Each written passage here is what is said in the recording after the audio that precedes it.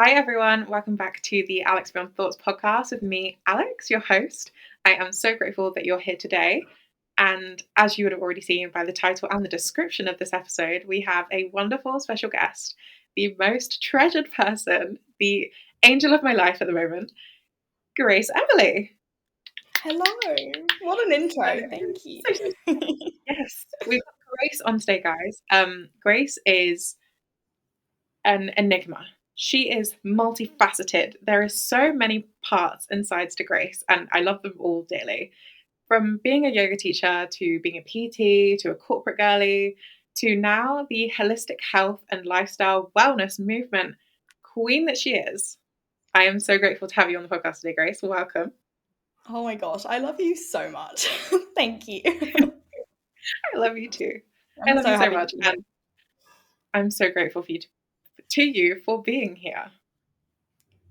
It's gonna be Okay, good. so in this episode, I really want to chat to you guys and to Grace more specifically about everything to do with her business, how she got into the space, everything. So I'm going to kick off with my first question of what were your first steps into business? Okay, so this is a story that I've actually not really told that many times, but it was a bit of a fluke, if I'm being totally honest.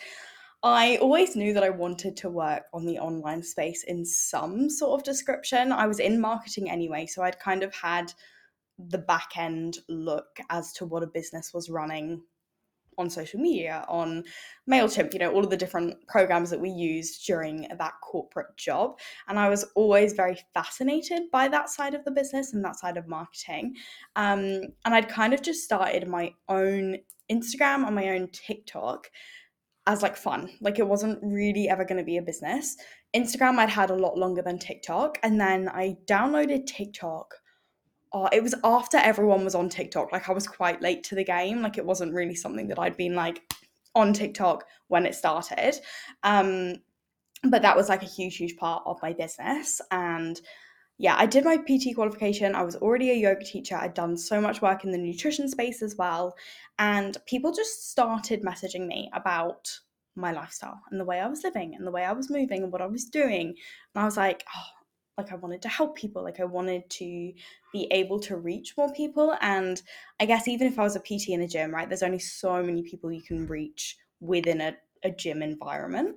And I take quite a different approach to gym than like a normal PT as such. Like I'm not ever going to tell anyone, I'm not ever going to give someone macros. I'm not ever going to, tell someone to eat a certain way or whatever that looks like, because that's just not my values. And I realized quite quickly that there was definitely a bit of a gap within the PT space for a more holistic point of view with regards to health and movement. So, yeah, it was kind of a fluke. I then started just training some girls that I knew. And then they were like, okay, this is really cool. They were seeing lots of progress. They were like, you need to offer this. And then I just kind of went for it. Love Bit of a that. whim, didn't really have a plan, but had to build a plan pretty quickly. Um, yeah, and I quit my corporate job 6 weeks after I launched the business, which was kind of wild, but yeah, that's how it Huge. happened. Honestly, huge. There's so much in that as well, like the testing it out phase, the just being like, you know what, people like this, I love it, let's send it, quit the job within six Yeah. weeks. Absolutely insane. Thank So you. cool. It was kind of wild, and like I look back on the journey and I'm like, okay, I had actually done so much work on myself before I even launched the business, and I think that was honestly imperative to everything, because like to have the trust that I had in myself to just be like, fuck it, I'm gonna quit my corporate job. Like everyone around me thought I was crazy. Like my mom, my dad was like, what are you doing? And I was like, I don't really know, but I'm gonna make it work. Like I'd never really had a second thought whether it was gonna work or not.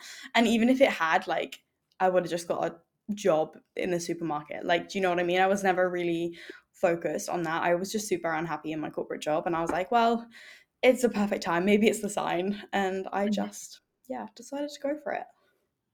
That's something I admire about you so much is that like there's not that self-doubt and that like backtracking sense at all with you. It's like, Mm. I'll work it out. it doesn't matter what it is, it doesn't matter how hard it will be, I'll just work it out. And it inspires me so much. I'm like, what would Grace do in this situation? Grace would send it, so let's do it. And Oh. I think it's honestly like one of those things like self confidence that Mm. from clearly a very young age you've just had. And Mm. whether it's overconfident or whether it's Mm. like just a level of confidence that you can back yourself no matter what, like you've got it. Yeah. Do you know what's so interesting though? Like, even speaking about confidence is so funny to me because, like, outwardly, I'm not confident. Like, if, especially as a child, like, I was the girl in the corner with the book, like, wasn't confident socially, and I'm still not particularly confident socially, but I've always been very confident in what I can do. I had a very, very severe, like, eating disorder for a few years, and I have spoken about this very, very openly, and I think that's where everything kind of stems from in terms of what I like to offer now, because I really want to help people through that. And I think that came from a severe lack of outward confidence, but equally I've already know that I can do it inside. Does that even make sense? I don't even No, know. But no, it's like, it makes yeah, sense. I've always had inner confidence, but like outwards, nah, like I'm not one to be social particularly. I've Mm, never really struggled with that. Like, I've never really thrived in that environment, I guess you would say. Um, but inwardly, I've always been like, well, if it doesn't work, I've got me. And that's kind of always been a thing for me. yeah. And I think that's Mm, where we resonate on a level so deeply is that agreed. like I have that same thing too. I can back myself to the ends of the earth in my own mind. And sometimes when it comes to like doing it in life, in the real deal, sometimes I'm like, oh, this Yeah. feels a bit scary. This Yeah. feels a bit unsafe. For sure. But For somehow we sure. always pull through. And that is, Exactly. again, something that I think a lot of people can learn is that you don't have to be 100% confident in yourself. You don't always have to outwardly display your confidence. Sometimes you Mm, can just think it in your head and do it from that place only. yeah. It's almost like comes back to the fake it till you make it. And as much as I hate that saying, I also love it because I'm like, God, I look back to when I was a teenager and I'm like, I had no confidence in myself whatsoever, but I kind of pretended I did until I actually did. And it's like, I'm so confident in my line of work and what I offer and what I do that that kind of reflects into the confidence that I have in myself now. But it was Yeah, definitely a process. Like, it's not something that happens overnight. And I think that's where people somewhat get lost with the confidence thing. Like, you're not going to wake up one day and be a confident person. Like, it is a muscle. You have to train it, you have to practice it. And, you know, some people are born confident. And I truly do believe that. Like, there are some people who just give zero yeah, fucks. And I'm like, hats off to you. Incredible. But for a lot of us, we do have to work on it and we do have to train it. And I think that as long as you back yourself all of the time and you continue to do that, regardless of what it looks like externally, you will get there in your own way. yeah. And like, it doesn't have to be in all places at all times. When I say I back myself 100% in my mind, that is not for everything. Don't get it twisted. Mm. I do not back myself in everything all the time. I Yeah. definitely back myself in so many different places, like showing up online, like recording myself in public, like posting on YouTube and stuff. That I back myself in, and like definitely. But someone asked me to stand in front of a classroom full of people and write sums on the board and get the maths right, I'm running away. Don't ask Hmm. me to do that. I'm not Right. confident in that at all. I will run the 100%. other direction. Exactly that. And I think that, like, naturally, you're never going to be good at everything. And putting an expectation on yourself that you are going to be good at everything is just silly because it's not going to happen, right? Yes, you can practice everything you want to practice, and yes, you can improve on everything you want to improve on, but you know, it is a ripple effect. I truly believe that as well. Like, if you become confident in one area of your life, you're then going to be confident to try in other areas. And I think that's the biggest part of confidence as a whole, is like, actually it does ripple in every area of your life. And whilst you may not feel particularly confident in one thing, it's like, if you are then moving through that and continuing to work on that, it will transpire into all other areas of your life. For sure. For Mm. sure. Oh, I love that. I love it too. So good, so good. But let me dive in a little bit more into like this transitional period because I know you quite well, but Mm. listeners don't. And Mm. Grace has an amazing podcast. You should definitely go listen to it if you want to get even more in depth on Grace. But something I want to speak to is this kind of transition between your corporate and like being and doing what other people expected of you.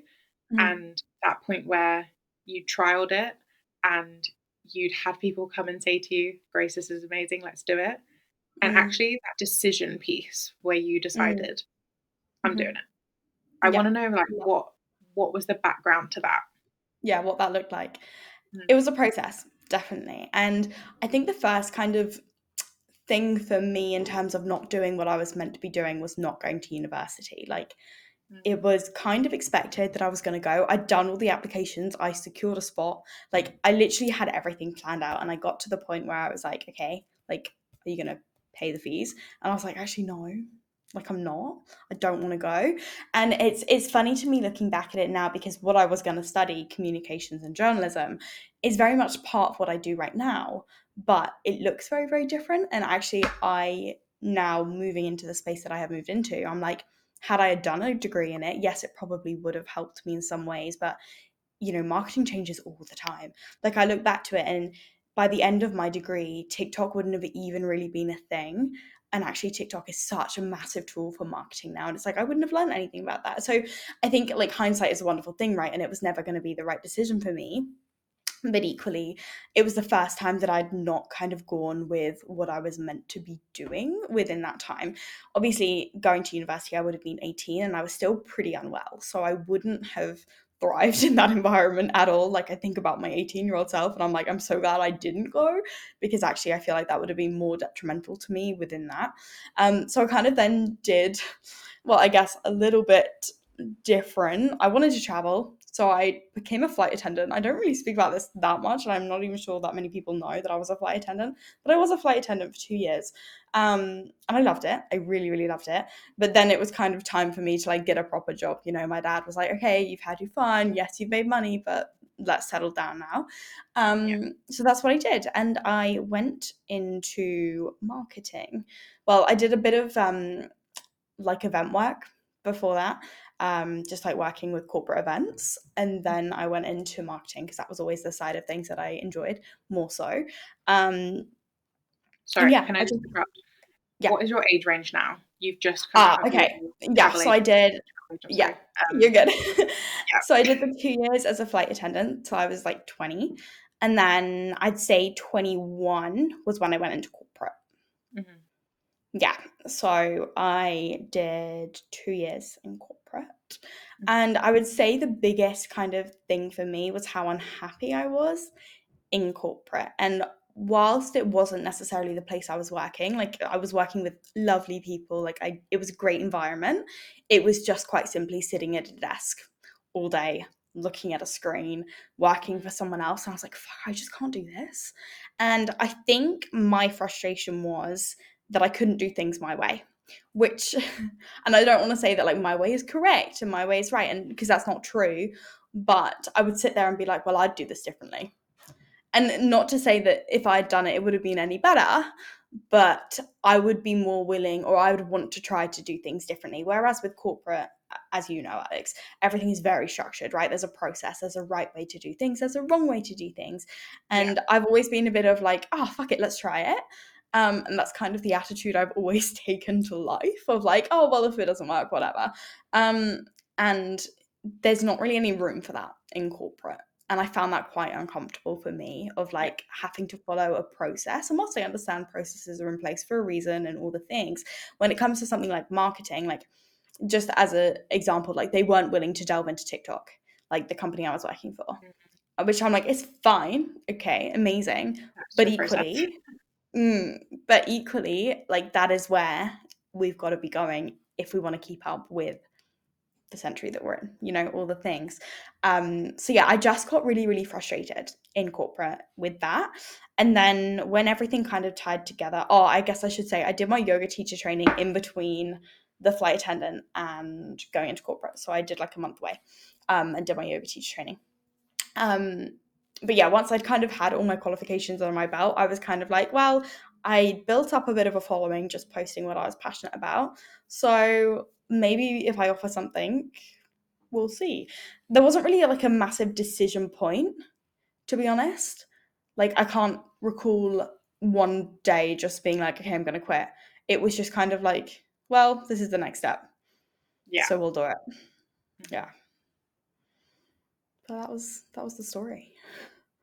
I love that.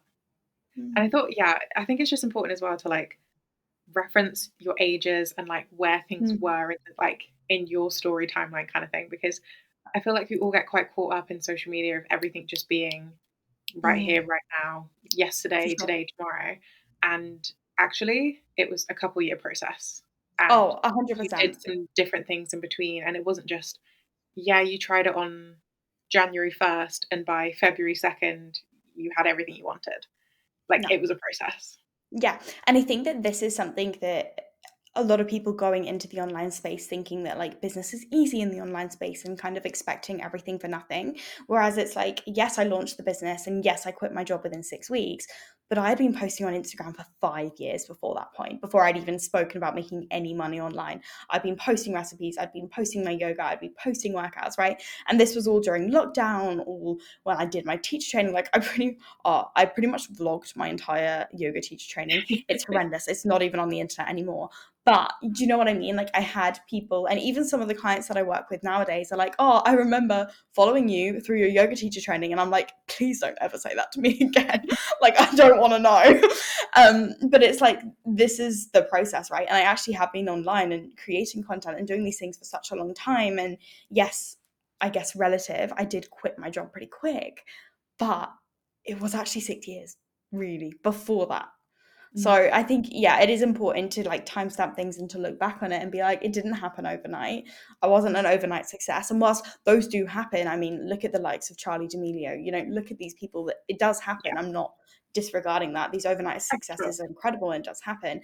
But for Mhm. the most part, people have to work and they have to do the work. And, I never really had any intention of making money offline. That wasn't ever going to be my thing. Um, it just kind of happened that way. And isn't that so cool that like it wasn't your intention? Because I Mm, think for so many of us, we're like, right, well, I have to find the thing. I have to find exactly what I want to do, and that is it. We just have to go mm, with that. And yeah. actually, for 6 years or for 5 years before the decision point, you were just doing what you were passionate about, and you were doing what felt good, and you were doing what you felt was the right path. Yeah. And then by year 4, 5, 6, you were like, oh, I actually really enjoy this, and Yeah. there's a career opportunity here, and there's a business building opportunity here. Let's go Mm, for it.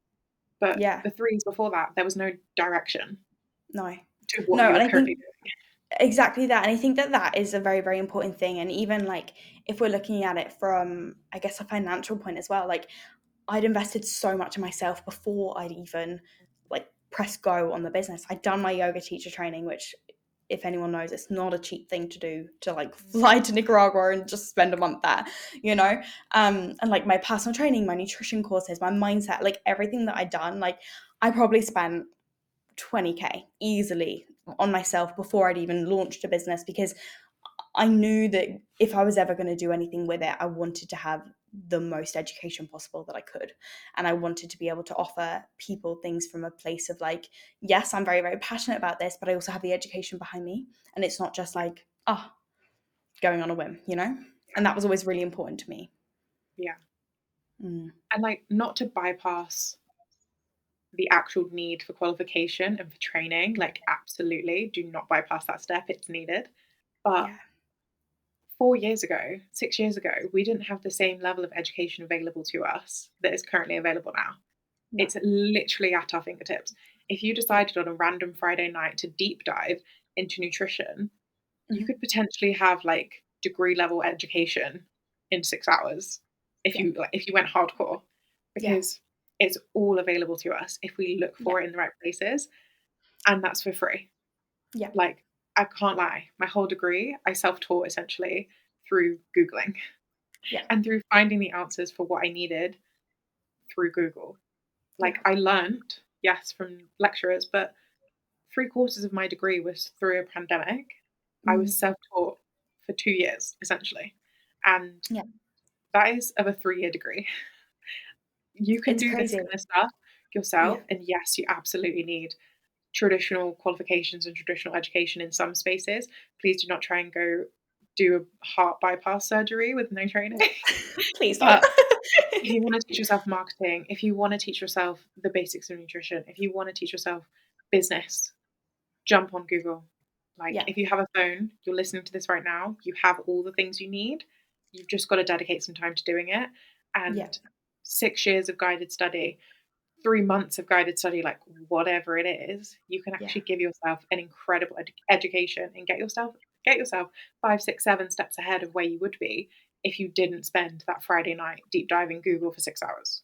Yeah, literally. And it's so easy. And I think that's the biggest thing. And I think the pandemic, like, I think a lot of good did come out of the pandemic, and it really did prove to humans that we can do things without, all the things that we thought we needed beforehand. And I think a huge thing on my journey was like moving into the space that I move into now. Like, I look after people's health and I look after people's wellness and I look after their mental well-being. So for me, it was always so, so important that I was qualified within that area and that Yeah. I did have the education behind me, because I think, kind of speaking roughly, like in the online space, a lot of people aren't qualified, and I'm not disregarding or disrespecting anyone that isn't qualified, but I think that it is important when you are taking someone's health or you are taking someone's fitness. It's a big part of someone's life, and I do think that it is important that we recognize we need to be educated to do that, and it's not just Yeah. something you can do on a whim, Yeah. and it's not just a quick way to make money. Like, it is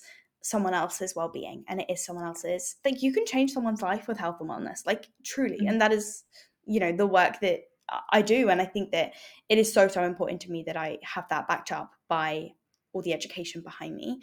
Mhm. But equally, that education nowadays is so much more accessible than it Mhm. was 10 years ago, Yeah. which is the most incredible thing. Mhm. I love it. It just makes me so excited for people, especially like listening to this podcast. If you are listening to this now, you know you want better for yourself and you know that this kind of work is going to lead you to places that you want to be. And it's just a reminder every single time that actually it's available. It's right Mm, there. You can access it. Listening to yeah, this podcast right now is education. yeah, Committing this time to yourself is invaluable because you're learning things you maybe wouldn't have learned an hour ago, but you're investing the time here and now to do it for yourself. And it's just, it really lights yeah. me up to know that people have that kind of self belief, even if they don't realize. Mm, Being in this space, being on Grace's Instagram, being on mine, being on TikTok with us, like YouTube, whatever it is, podcasts, you are actually believing in yourself because you're giving yeah. yourself access to this information right here, right now. And you're learning all of the time. And I think even with education, and even with like a personal training qualification, there's only so much you're going to learn. And Mhm. actually, I'd say I probably learnt more outside of the qualification than in it, because I've put the time in, I've put the dedication in, and I've actually like done the things. Like, I'm a bit of a nerd, honestly. Like, I've always got a podcast in, I'm always listening to something, Mhm. but it's because it's so accessible nowadays. And as you said, like, even listening to a podcast like this, even listening to any sort of anything, you're still learning, and you're still Mhm. putting time, and you're still investing in yourself. It doesn't always have to be monetary. Like, you're investing in your time, you're investing your energy into learning, which is incredible. Yeah. Mm. And the same to say for me and you both about like learning, even though there's no like upside. There's Mm. nothing to gain from us listening to the Huberman Lab or listening to No. Tom Bilyeu's Impact Theory or whatever, like whatever the education piece is. We do it because we love it and we do it because Mhm. it's actually fun. And if you're someone that doesn't find education and learning and like investing in yourself, monetary value or not, if you don't find that fun, maybe you need a reframe to like realize actually it is fun when there's no Mm. expectation for yourself to do anything about it. You Yeah. get to just have the knowledge. You get to just have the awareness. You don't have to force yourself to do anything with it. Yes, of course, if you learn how to navigate sleep better and know what nutrition is great for your particular body type, perfect. Acting on that knowledge, I'd love that for you. But also, you Yeah. get to listen to that and absorb it and know it and not do anything with it. You can just Yeah. have that. And for a later date, you know better for when you choose to do Mm. something about it. Yeah. And it's massive. And I think that you absorb so much more than you realize, like, Mhm. even just listening. And it's like suddenly you've got a friend who's done this, and you're like, oh, listen to this podcast. This will help. Right. And it's like you can be just more aware of what's going on. And I think it's just so, I mean, I love learning so much all the time, but there are so many ways to learn nowadays. Like, it's not your traditional sit in front of a whiteboard and take notes from a teacher. Like, no, you don't have to do that. You can be listening to a TED talk, listening to a podcast, you can be reading a book. Like, there's so many different ways to just keep the mind active. And I think that's been something like, transitioning into adulthood, you're not forced to learn. But it's so interesting for me to witness myself wanting to learn. Like, I never thought after school I'd want to learn, but actually there's so much more to life than school that I hadn't even realized. Yeah, yeah. Yeah, that's And cool. even on school, like with alternative education, I can't lie to you. The majority of my A level no, not degrees, A level qualifications, um, are literally attributed to people on YouTube teaching chemistry, teaching biology, teaching Yeah. world development, like Mm. mostly biology and chemistry. But I learned the entire photosynthesis process, the entire like, oh, I can't remember what the other one was called now. But anyway, whatever the system was, I learned that through YouTube by Mm. someone on YouTube showing me the diagrams and the pictures and everything. My Right. teacher did not do anything for that. No. The books did nothing. A No. man on YouTube that was very enthusiastic with pictures and like scales of Yeah. photosynthesis processes taught me Genuinely. everything. I could still probably recite that process to you right now. And Right. that's the impact of alternative education. Literally that. And I think school is such an interesting topic because I genuinely didn't go to college for 6 months because I was so unwell. And this was in my last year of college. And yeah, I hadn't gone because I genuinely couldn't. Um, and then the school literally phoned my mum and was like, Grace can't take her exams because she hasn't been at school. And my mum was like, well, she's been doing school on YouTube. So Mm. like, what do you mean she can't take her exams? So basically, the long and short of it was I then had to go in and do mock exams so that they could assess. And basically, I got all A's in everything. And I had been learning myself off the internet for the last 6 months, sorry. Um, so they didn't have a leg to stand on because I was going to pass my exams. And I think it's so interesting for me because had I actually gone to college, would I have got as good grades as I did? Probably not, which Mm. sounds ridiculous. But actually, sitting in a classroom was never going to serve me at that period of my life.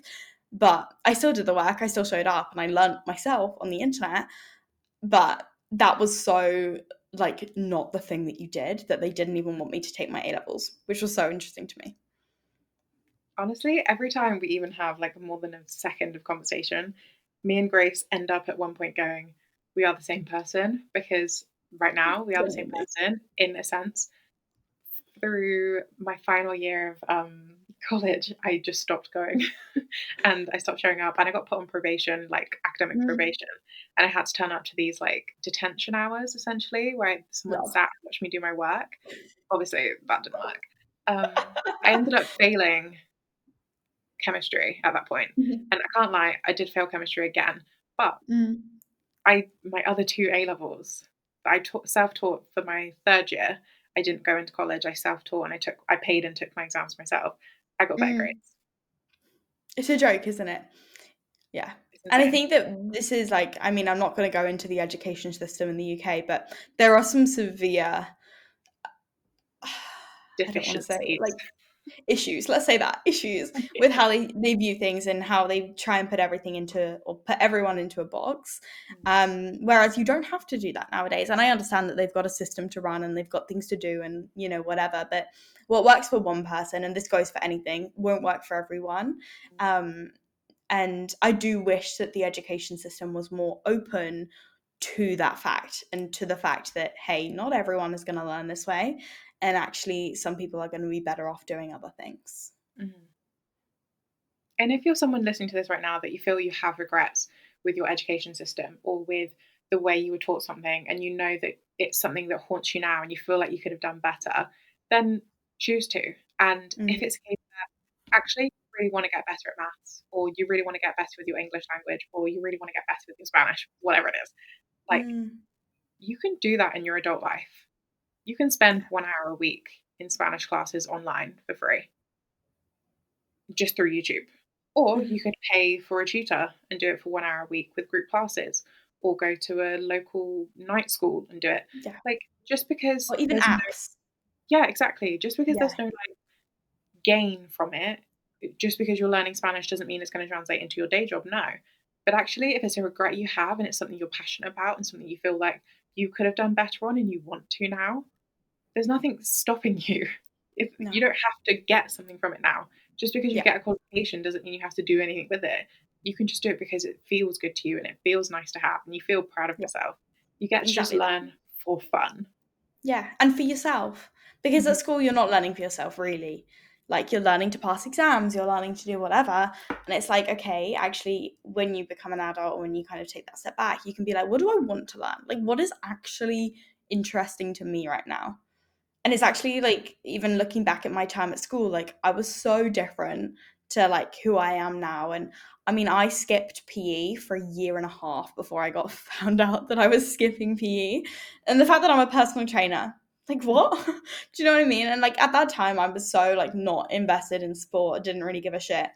And yeah, and my priorities changed and things changed, and I learned something different when I was an adult, and that's so fine Mhm. as well. Like, you don't have to do what you went to school for. And I think that's a bigger conversation to have, but I think it's important to not put yourself in a box Yeah, if you don't want to. for sure. Hmm. And I want to jump on that question of what do I want to do? What's good for me? What do I do next? And I want to ask Mm. you about your self development journey and how you actually got into self development as a whole. Mm. Mm. Yeah, okay. Probably a bit of a question in terms of my story and like how it all happened. So, as I said, I was pretty unwell between the ages of like 16 and I'd say 20.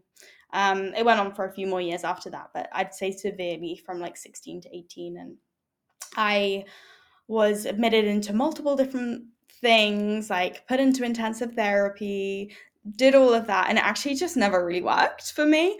I mean, I'm gonna put my hand on my heart and say I probably wasn't open to the experience at the time. Like, I'm not saying that therapy doesn't work, because it absolutely does, and it really does change people's life. But for me and my mental state at that moment, there was no way that sitting in front of a stranger was ever gonna benefit me in any way, shape, or form. Um, so that was, I guess, the start of my development journey, was like finding a way that I could live in a world that I didn't feel was right for me. As dramatic as that may sound, I didn't feel like I had any purpose. I didn't feel like I belonged anywhere.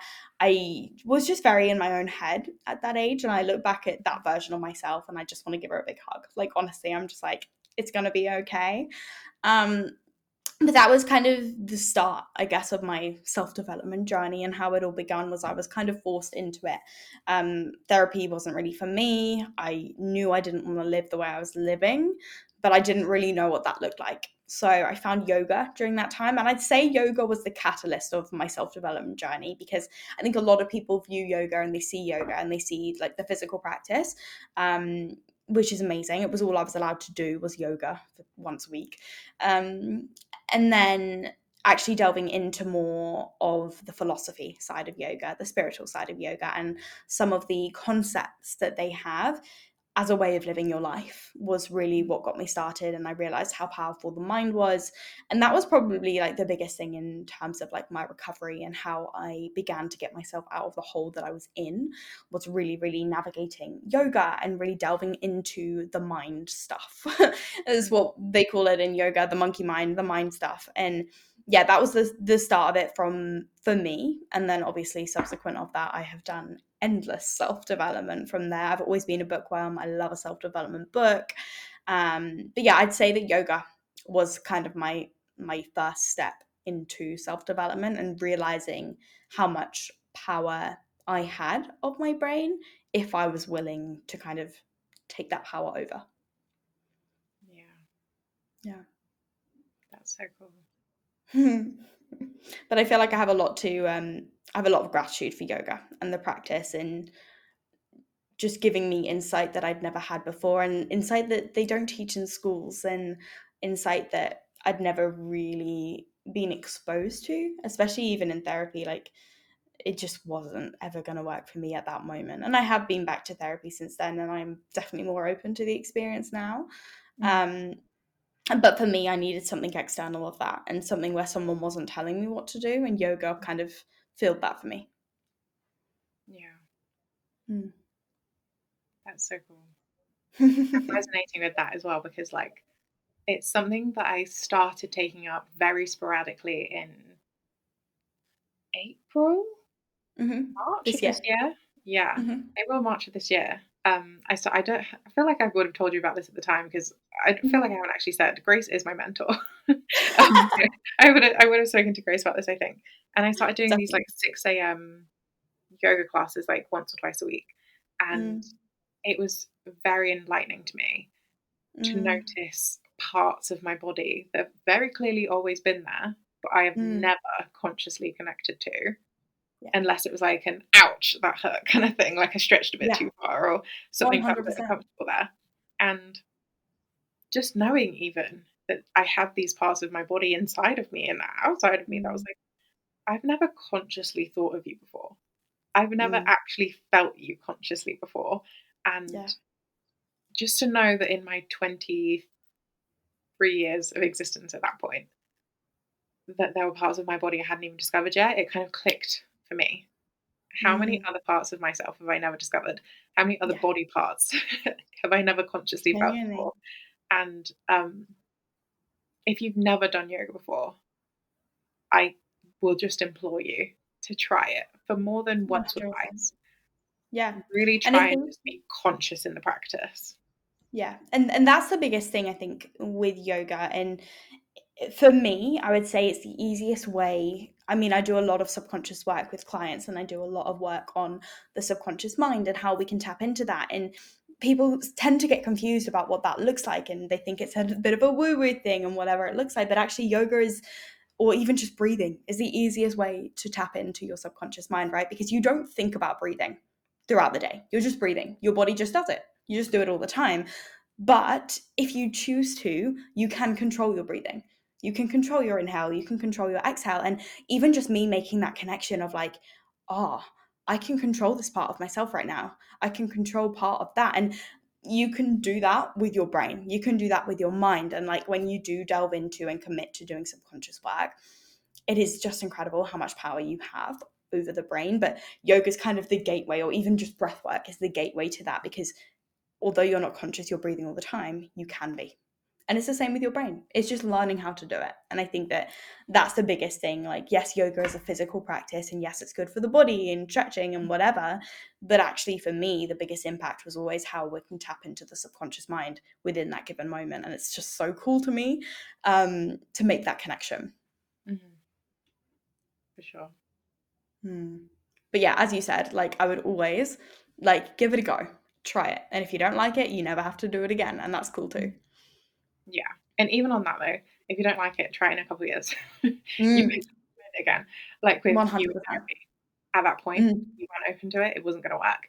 But a mm, couple of years later, you so if you're a definitely person more that's open tried to it. yoga before, tried breathwork before you didn't like it, try it again Yeah, now, see how you feel. Like don't completely write off a practice just because for at a sure. point in time it wasn't good for you. You do Yeah. get to just try it again. Yeah. And with that as well, I think with something like yoga, you have to resonate with the teacher. Like you have to have some sort of connection with the teacher. Like I've been to yoga classes before and I've been so in my head the whole time and I'm like, fuck this. I hate this right now. And not to say that it was a bad teacher, but I just didn't have a connection with the teacher. Whereas like even I look back on my first yoga class back at home that kind of got me into yoga, like the yoga teacher at the time, she's still in my life so prominently. She's one of my best friends. She's been out to Australia to visit me. Like, I adore this woman so, so much. And, like, I'd say she's like my best friend. You know, this 45-year-old woman. No, she's not that old. But you know what I mean? She's older than me. Like, she's definitely more of like a mum figure to me, but Mm, I adore her. And she helped me so much through that time. And I love her. I love her so mm, much, and she's so so prominent in my life, and she will continue to be. mm. And yeah, like if I hadn't had that connection with her, like I don't think I would ever would have gone back to yoga. Quite frankly, like genuinely. Yeah. So I think it is very very important that you have a very good connection with the teacher, and not even from like a friendship level. Like you don't have to be friends with your yoga teacher. I'm not saying that you do, but you need to enjoy the style of teaching, right? Because everyone does do it very very differently. Yeah, for sure. Mm, And I've even noticed that now that you've said it. I've never consciously thought it before, but I had so the one class I did was with one lady that was quite strict. She was mm, very form based, and if you mhm, weren't in the right shape, she'd make you. mm. In Very obviously the traditional. kindest sense. But yeah, she was very clear about what she wanted you to get out of the practice. And if your toes weren't bent the right way, she was correcting them. If your leg was bent the wrong Mm. way, she was correcting it. And that class, I knew going into it that this was a focused class. I needed to be Yeah. fully present in this and like get my mind right, because otherwise I was doing it wrong.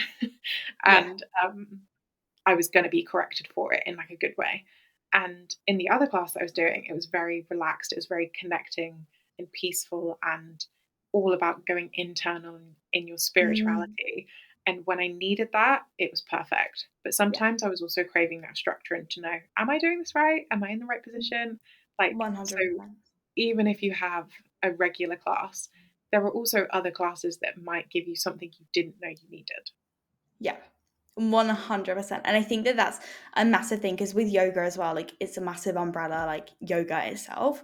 And then you have so many different things within that. Like for me, something I avoided for years was yin yoga. And when I talk about yin yoga, I always explain it as controlled napping. Like it is quite simply controlled napping, which means you have a lot of space in your head, right? And actually, at the beginning of yoga, if I had done that, I would have been so overwhelmed because I don't want to spend that much time in my own head.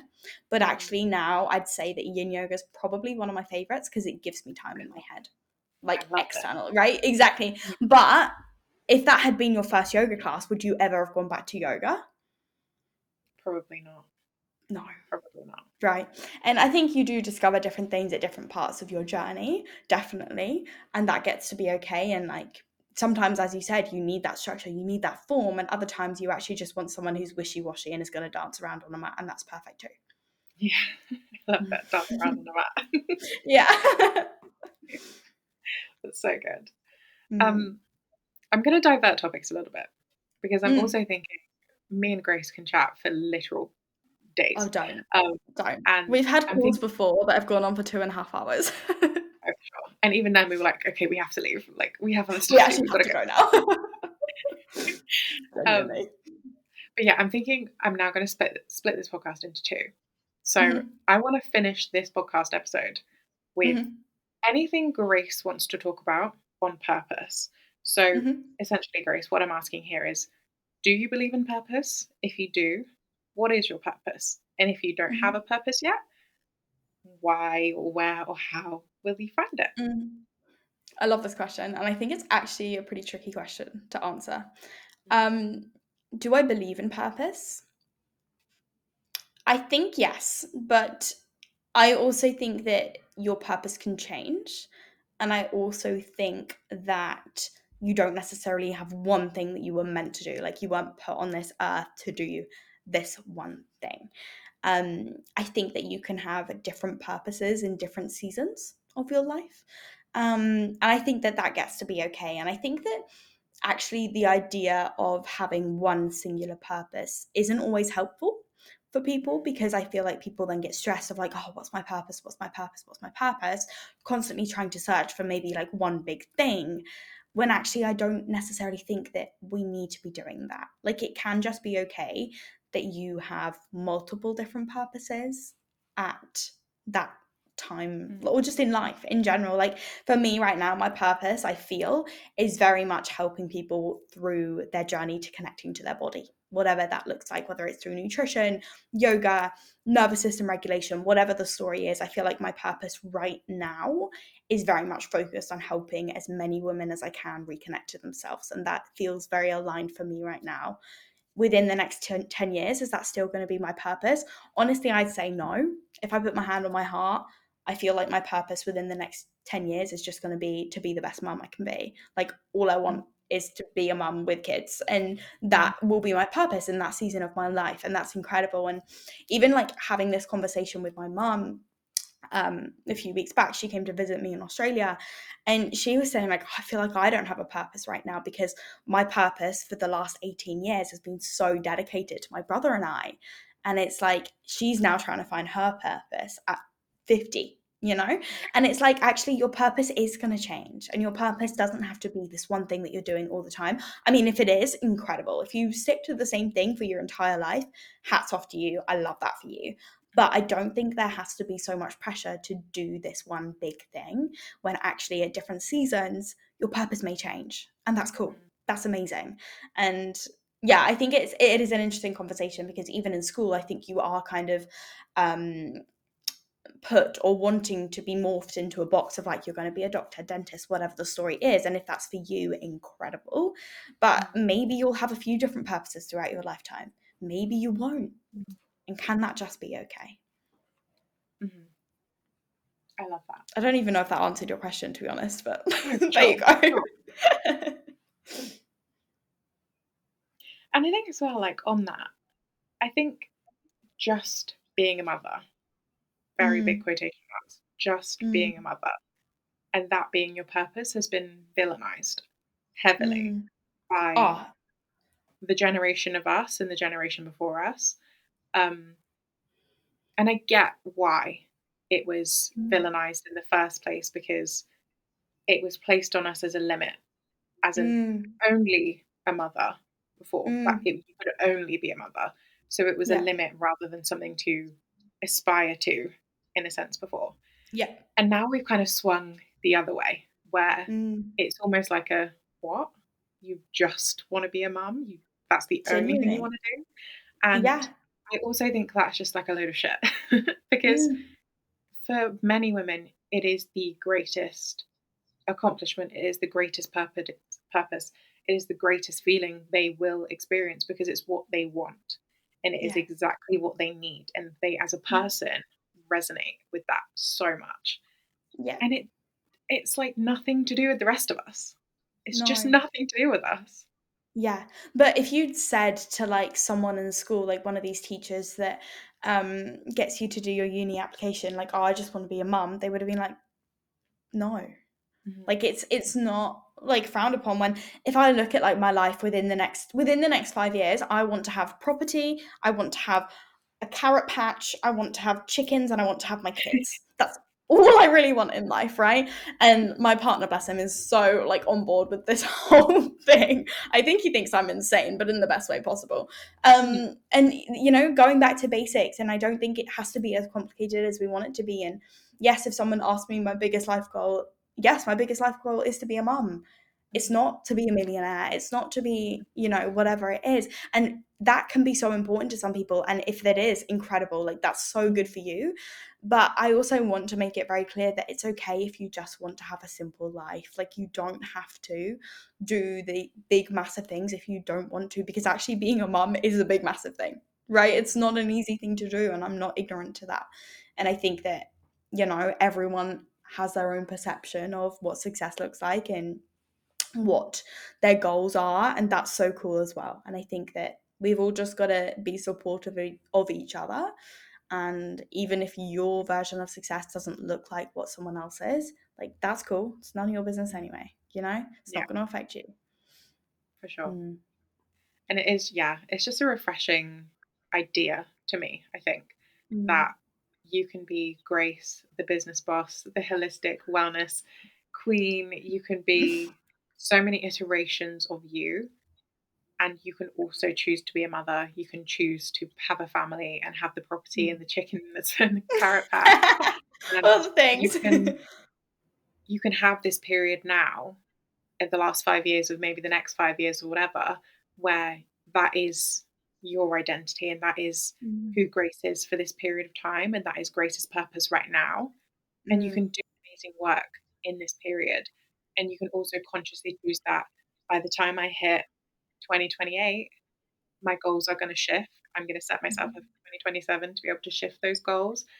I'm Yeah. going to think ahead for myself because I know this is another deep yearning in my life and I want to fulfill it. Mm. It's just, yeah, it's so cool to know that like Mm. there are people out there like you who Yeah. want to hit all of your business goals. You want to hit the career, you want to help people, but also you then want to just switch it up and go, yep, I've helped as many people as was in me, as was my destiny or Mm. my purpose or whatever. And now I'm fulfilling just myself and I'm taking it back just for me. Yeah. And that doesn't mean to like say that within that period I won't still be doing like what I Mhm. do. I won't still be coaching. I won't still be, doing yoga, whatever it is. But I feel like it won't be my priority at that moment. And that's really cool as well. It's just a very different season of my life. And I feel like that's definitely something I'm working towards. Like I'm not ignorant to the fact that I have things that I want to do before I have kids, 100%. Mhm. But that is definitely, probably my biggest goal It's not a business goal. It's not a monetary goal. My goal is just to be a mum, and that's amazing, you know? And I think that it's easy for people to shame that and for people to think like, oh, dream big, like you could do so much more. And I'm like, cool, but I don't want to. And that's cool too. Yeah. Yeah. Mm. Oh, it fills my heart as well, just like imagining that for you and imagining like your little house in the carrot patch, like close to the beach somewhere, like you're going on your little morning walks with Maple and the kids. Like, oh, I could picture that for you very easily, and it fills my heart with such joy. Yeah, genuinely. I think like even moving to Australia, like everything is kind of fallen into place as I'd kind of envisioned it. Like I found my journal the other day from my goals for 2023, and literally every single one of them has come true, which blowed my mind. Like I hadn't found that journal because it was still in my suitcase. But every single thing that I had written down has come true. And I have just been like in awe the last couple of days. I showed my partner and he was like, "Are you insane?" I'm like, I know, it's actually crazy, like how everything has just panned out this year. Like, and I think it was interesting because it's always been in my head that I wanted it to work out this way, but I don't know, I just kind of went for it and it did all work out exactly as I had wanted, which is wild to me. But yeah, I think again, another way to show that the mind is so powerful if you choose to lean into it. Yeah. Oh, that's making me tear up. Oh my god, guys, we're gonna have to go for a break. Okay, I'm gonna I'm cry. break. Oh my god, basically. Oh, okay. No. On that note of me gonna cry my eyes out for a quick second, I'm Beautiful. gonna end this part of the podcast here. Thank you for listening. See us in the next episode. It's gonna come out very shortly. Don't even blink. It will be in your Part hands. two. Exactly, as soon as possible. Beautiful. Thank you for listening to the Alex Beyond Thoughts podcast. I will see you in the next episode.